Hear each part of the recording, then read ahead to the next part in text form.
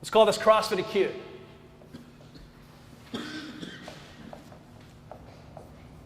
Why do it? Yeah, why do it? Why CrossFit with an acute injury? Why CrossFit? Because you can and because you get transferred to the injured area. Okay, one, because you can. I like that. I didn't even have that on my list. Right? Because you can. Because CrossFit rules. Because all my friends CrossFit. Right? And I can still do it.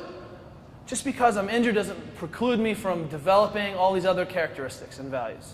Things that make me closer to the right state. Okay, so 1, 2, what is another reason we should CrossFit while we're acute? Your injured thing gets transferred. Okay, we'll call that crossover.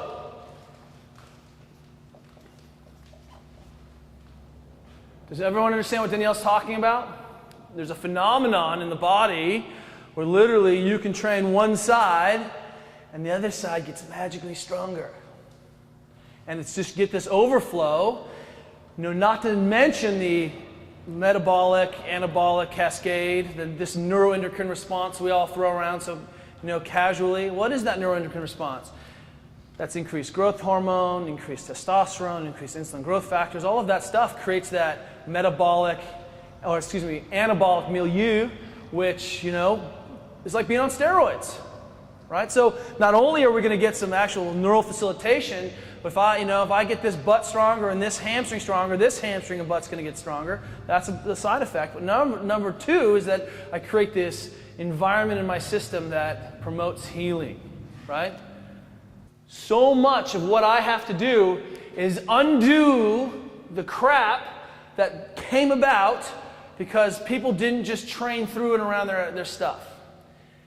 Here's my shoulder, I was in a sling, now I ended up with this posture dysfunction, now I have exertional headaches when I do wall ball, right? You can see that, suddenly, I'm walking like this, an extension brace, and now I have a real problem hitting full extension in my cleaning.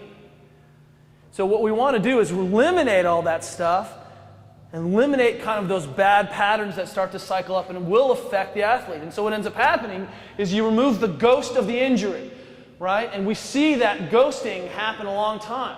I broke my clavicle when I was 16, and well, if you kept training and if we kind of been able to, you would never have had a shadow, a ghost of that injury. It healed clinically, it's good enough, the tissues are remodeled, you're back into it, and we didn't have to deal with the resultant stuff. So this is a big deal. We want to decrease this compensatory patterning.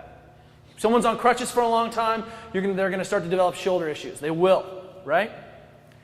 So if they're doing pull-ups and push-ups and squatting or one leg squatting and floor pressing and all this stuff, you're going to see that they don't have shoulder problems.